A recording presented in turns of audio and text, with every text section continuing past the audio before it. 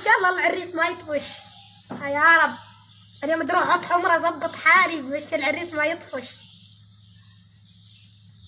وليه حلوة؟ صار مجيك 20 واحد يا مؤسسة وليه؟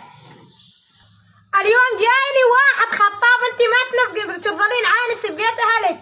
انا راح اتجوز ويصير عندي عريس مو مثلك تروحين تقشقشين لهلك وتشتغلين.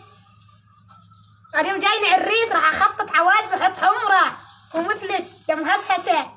يا محيطان يا مؤسسة والله ما تفوقين بحياتك. مهسهسة. انا اليوم جايني عريس مو مثلك. شبيك ولا شبيك؟